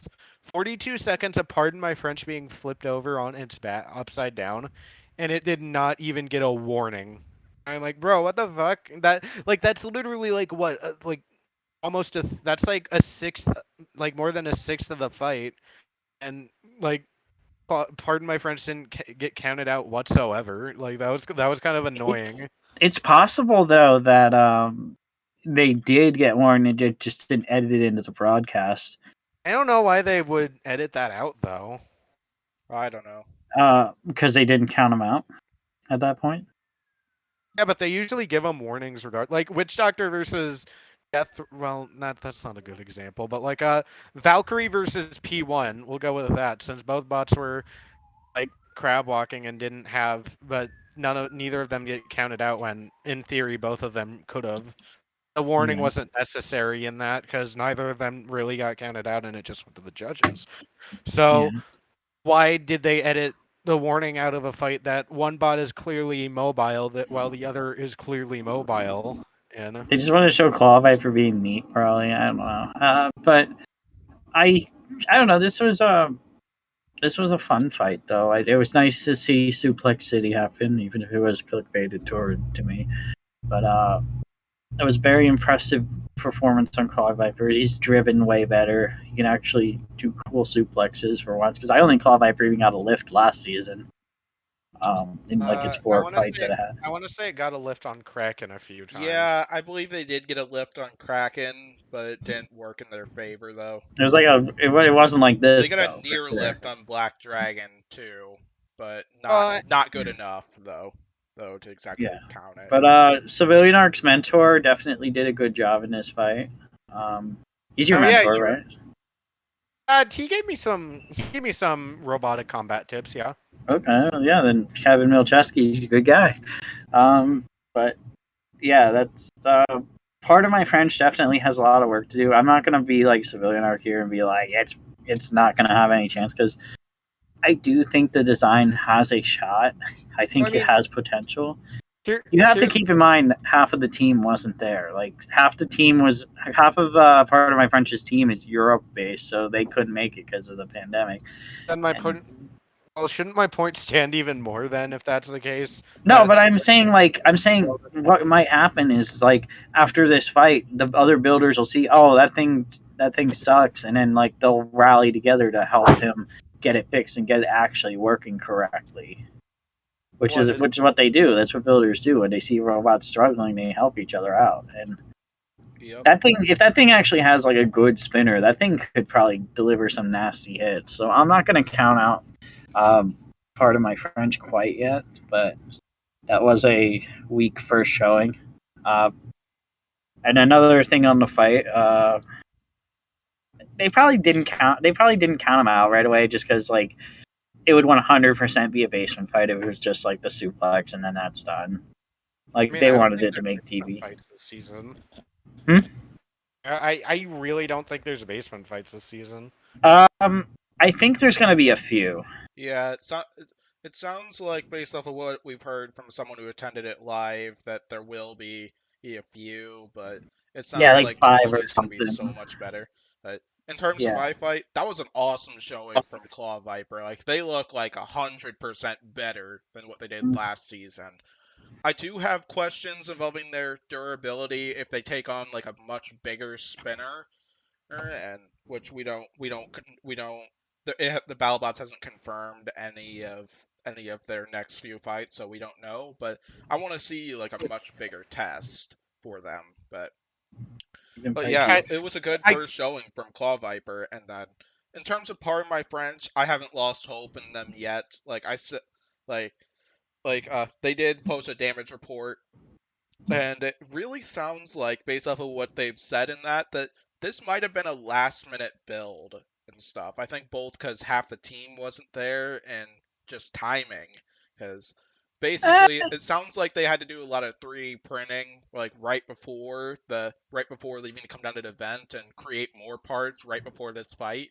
So it sounds like they were able to it sounds like they were struggling with the weapon and working like up until like right before the fight started, but then in terms of what they've said, there were a lot of gremlins there. Like the weapon wasn't working like how they were hoping for.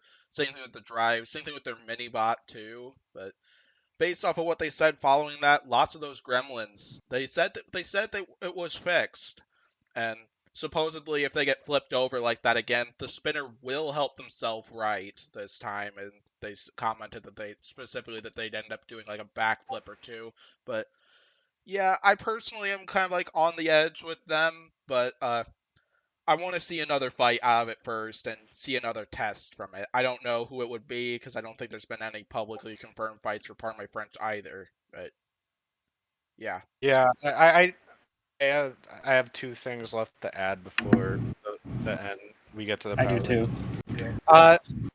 Thing one, I want this fight to happen, but I doubt it will. I want to see Claw Viper take on Copperhead because That'd be good. Snakes.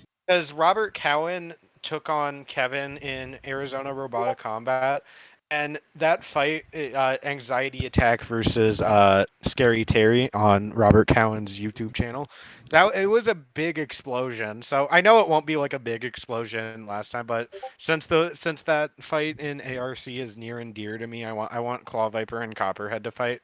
Thing two regarding Pardon My French, there's been a lot of like hype going around for Pardon My French when the season started. It didn't get like blip levels of There hype or wasn't any. any hype for part of my. There were people like who. The only thing I really saw was like people being into me like, oh, that'll be neat if it works. I Yeah, honestly, that was kind of me, because like on one hand, like I was looking forward to seeing this robot, but I wasn't exactly expecting it would do that good. But in all honesty, I never had any hope for pardon my French whatsoever. Because to me, I think it's just like one drum Falcon, and it'll probably just be a slightly better driven Falcon on that note. But I feel like we already know it can't drive inverted, so I'm pretty sure it's not going to do well at all You say it's whatsoever. German? No? What? Oh, they said German Falcon. I was like, what? Oh, I said they I confirmed on said their one. Facebook page that their self-riding method is through that spinner, and apparently they got it working. But I want to see a fight first just to prove that. Yeah, I feel like they could. I'm not. I haven't lost hope for them, but they got a lot that they need to prove before they showcase that they're a contender. But the one big thing, the big elephant in the room with this one is they cut out the scene of it picking up of Claw Viper picking up the mini bot. Oh Did you not? yeah. Part of my French did it. I think they did mention that, and Yeah, like they yeah, showed it like at bringing it first. over. Pardon my French, me like here you forgot this, but like they didn't show it actually picking it up. Like that's a shame. That would have been funny. Imagine like Yeah, Chrissy it would Teigen's have. commentary to that. Yeah. Anything else on this one, or should we get to power rankings then? Power Uh, rankings. yeah. All right, power rankings. Now here are my power rankings. I'm gonna. All right, now you can hopefully better see my power rankings, viewers. But yeah, so kind of like the basics here. Since now we're getting to the point where more than 32 robots have fought in this, I'm now forming a top 32, and then because I realized there are a bunch of big names left out, I decided to put in 5 notable contenders, and everyone else whom has their power rankings on here has the same thing. So yeah, these are mine for right now. So yeah, Sawblaze and Mad Catter are my top 2 still. Both of them had excellent performances against really quality opponents. And then at number 3, I had Black Dragon on there, which is the highest out of everyone else here. And because I like that performance they had against Ice Wave, I felt that was a dominant performance on Ice Wave there. And I think Black Dragon should get a lot of credit for that victory, even if Ice Wave is a little bit of a like overdue, kind of like for a bigger Develop. rebuild type thing or complete redesign or something like that. But I felt they did well enough to where I would put them at 3. Yeah, and then moving a little bit down the list, Fusion and Hypershock Copperhead all made the top 10 here. All 3 of them had some excellent victories in this episode, including Fusion, which was the biggest surprise of of this episode and stuff. And yeah, then a little bit down the list, you see Witch Doctor in between Ribot, uh, like right below Ribot Whiplash and above Endgame, the defending champ, who had a solid victory. And then let's see, Lockjaw hangs out in the category with Bloodsport, where I feel like out of all the robots that fell in their first match, I felt like those two had the best losses out of the bunch of them so far. Then Riptide's right below Lockjaw. Like they did get a good win against a quality opponent, but I would have liked to see that fight last a little bit longer and stuff. And yeah, and then P1 hangs out in the category with Deep Six and Mammoth, where where like pretty much all 3 of them either had like a destructive performance or won against a good quality opponent or something like that, but there was something off about that fight. Like there's like big gremlins or just a low quality of opponent or something like that. But I felt like we need to see more out of them before I'd consider like giving them like a much higher seed. Yeah, and then free shipping, Yeti, Valkyrie, Tombstone, Malice, and all 5 that are on my notable contenders, which includes Icewave, Cobalt, Huge, and Duck, who all fell in this episode and stuff. Yeah, I feel like some of them had some. I feel like all 9 of them kind of like have some gremlin. Well, I'm gonna exclude free shipping from this because I felt free shipping had a good loss in there, even though they did have one small gremlin. But I feel like all 9 of them have the potential to do well and get into the top 32 and stuff. But they all have gremlins to sort out before their next match and stuff. So yeah. All right, let's go ahead and I'm gonna share Spin Doctor's rankings. Wait, I do want to since- ask, Green. Okay, I do want to ask, what's up? why in the fuck is Ice Wave over Hydra? Basically, like just Hydra's performance in that one just was off because like Hydra's flipper they did get one flip in, but it wasn't but it clearly like they were clearly losing control of it like ever since the beginning of the fight when the smoke started coming out right when the bell Yeah, hit green. But but I felt like Ice didn't Wave did a lot more than Hydra did in their first match, and I'd give Ice Wave the edge over them. So. Alright. Anything else? Okay. uh besides your Black Dragon pick, which is to me utter nonsense, it's fine. All right, let's go ahead and get to Spin Doctor. Yeah, so he's got the same 1 seed as me with Sawblaze up there. He's got Uppercut, Fusion, Mad Catter, and Whiplash up there. I respect the fact that he put Fusion up there and stuff. Like, yeah, Fusion did have a excellent performance in that one. Then Robot, Rotator, Hypershock, Copperhead, Lockjaw. Lockjaw was probably the most interesting take I think he's got on here. Like, even though Lockjaw lost, he gave Lockjaw the 10 seed on here. And yeah, he did mention that's an interesting take on his end, but yeah, I think respect Spin. it I for think it. Spin is in the same ballpark as me, where he didn't agree with the decision. I'm pretty sure we had the same take on that That's fight. possible too. And then yeah, then Black Dragon appears shortly. Same thing with Claw Viper, and then P1 as well. Riptide. I'd appear a little later down the list. Same thing with Witch Doctor. He also specified his Kraken take at 29, how he gave Kraken a lot of credit for the fact that it survived that fight with Rotator. And yeah, and then he also mentioned how he didn't include Tombstone in the notable contenders or even on these rankings and stuff. And I think He all did 4 not. of us have at least one big name that we excluded from here. With me, Yeah. it was Hydra. With him, it's Tombstone. I do remember what Civilians is. I don't remember what Pory's is, but I'm not going to spoil it because. Well, I have we'll, 2 we'll big wait names until. excluded from it. Well, there's one bigger name out of the that I know of, but yeah. All right, I think that'll conclude it for Spin Doctor. I do just want to throw this up. Spin, you can explain this to me whatever you want, but how in God's great green glorious earth is Lockjaw, Jackpot, Shatter, Mammoth, and Black Dragon all above Tantrum? Like what? Like I guess I could understand Black Dragon somewhat, but Shatter, Jackpot, and Mammoth and Lockjaw, no shot. No shot. Yeah. So yeah, Spin Doctor, you could throw something in the comment section or something like that if you're watching this video and stuff and answer those questions. Similar to how Civilian answered our questions and our roasts towards him on the last set Only of roasted power me rankings. like once. Okay, so yeah, here's Civilian Arc and Pory Nog. We'll go ahead and have Civilian and power rankings first, but first thing I want to mention though is before I get to the other one is out of the 4 of us that have power rankings on here, Civilian is the duck hater between the 4 of us. Yet he is the one person who has duck in his top 32. So that's kind of interesting here, which I respect and stuff, because I completely understand why Duck would be a top 32 worthy robot at this point. But I'll go ahead and leave the floor to you, Civilian, and then we'll.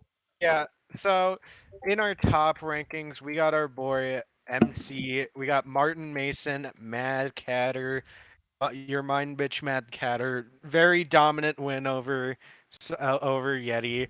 And then we got our number 2 rank, Sawblaze. Now these two are destined to fight next week, which it'll be a great fight, I'm hoping. And I feel like whoever wins is gonna get my top spot locked in for a while now.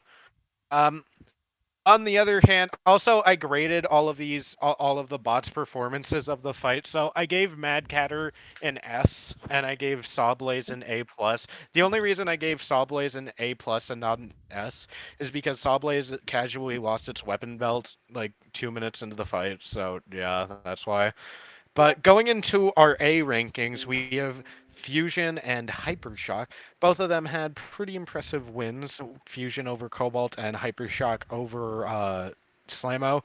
One thing I will note about Hypershock, which is why I didn't give it third over Fusion, is because Hypershock didn't have as like threatening of an opponent as Fusion did. Also, its weapon died. That should be noted.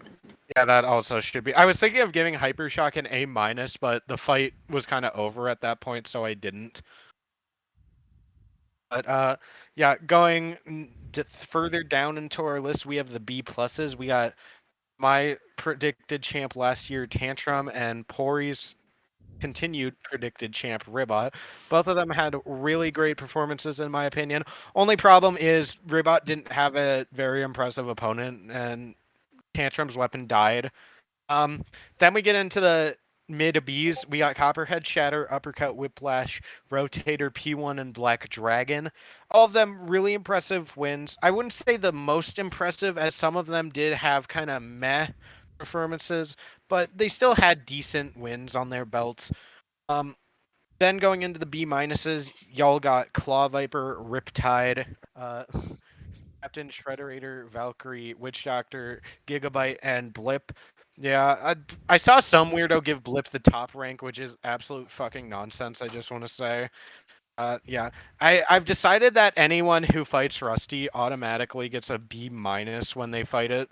Is what I've decided because you're gonna beat Rusty. Let's be real here. But yeah, all of them had decent wins, just didn't show enough in my opinion. And Valkyrie had a loss, and so did Gigabyte.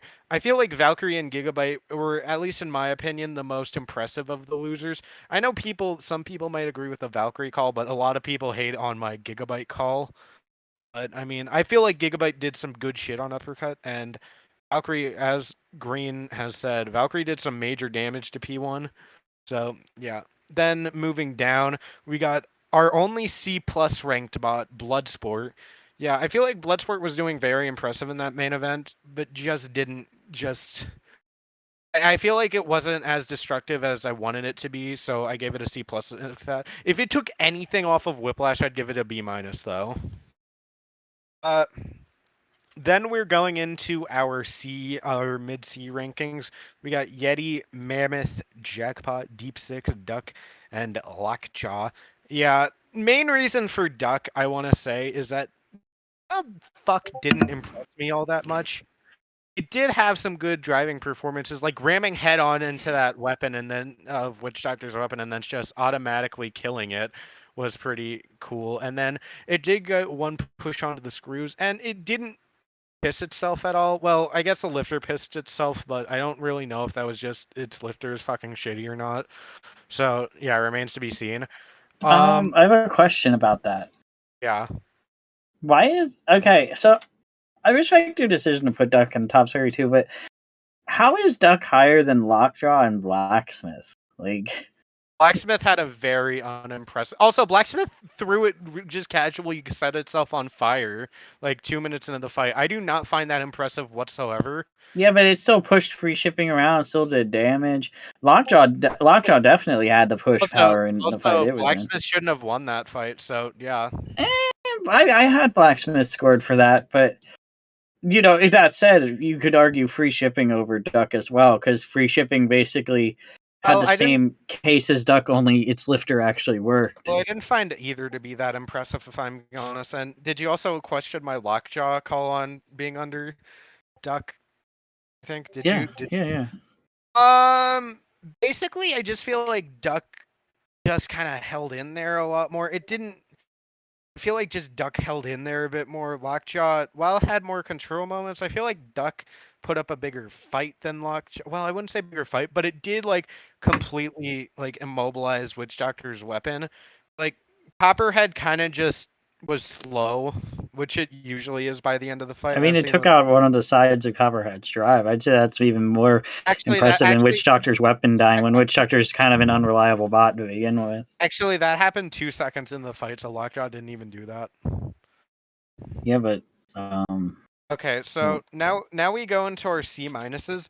This is where a ton of people will question me on this, but my main reasoning for this is that I was fucking lazy. Because here, I'll count it: 1, 2, 3, 4, 5, 6, 7, 8, 9, 10, 11. I have a total of 17 C minus robots on my ranking so far.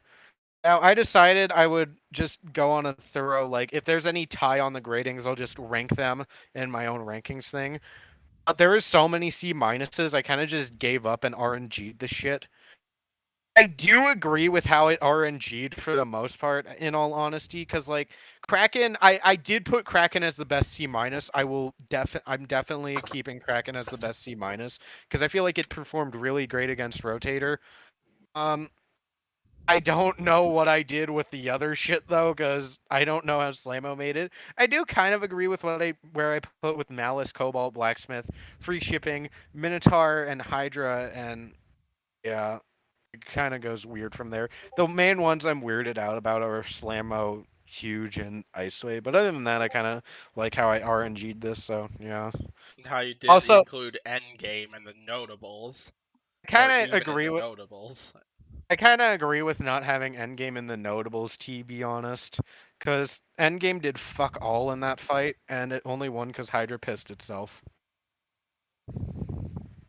Yeah. And in all honesty, Hydra impressed me more than Endgame did. Like, I don't care what anyone says, Hydra was more impressive in that fight. Alright, Pori, let's go ahead and get to your power rankings. okay, hi. Well, I have Uppercut at 1. Sawblaze is pretty close, but the fact that Uppercut like punched holes in Gigabyte Shell is very impressive to me, so I'll go with that. Sawblaze obviously is a great performer. If Ribot doesn't win the nut, I'm thinking it's going to be Sawblaze. If Sawblaze doesn't win the nut, I'm thinking it's going to be Rotator or number 3. That was just destructive, beautiful performance. Mad Catter, definitely a beast. Fusion, definitely a beast. Captain Shredderator was very impressive with its win over Tombstone. Hopefully they can keep that momentum up, although I am worried that they're going to drop a few places once the second fights start rolling through. Black Dragon, great performance on Ice Wave. Deep Six, we're going all the way, baby. You know. Whiplash, phenomenal performance with Bloodsport. Same thing with Tantrum against Malice. Hypershock, I mean, Hypershock would probably be a little higher if its opponent was like, not a control bot and it was a more balanced fight, I guess. P1. Oh, hey, we have P1 at the same number. Nice. Blip would be higher if its opponent wasn't a gimme fight. Shatter is looking very clean this year. Ribot's going to win the whole competition, 100%, keeping it 55th Street. Endgame, I mean, Endgame would be higher if they performed better in their first fight, but it was a rocky performance. There's no shot that Hydra performed better because it didn't fucking work. But Endgame existed. Claw Viper looking really clean. Get another win like that, and you'll be in that top 10. Mark my words. Riptide. It would be higher if I didn't feel that the huge fight was primarily luck. On the other hand, then we have Blacksmith, which it was a pretty good performance. Copperhead.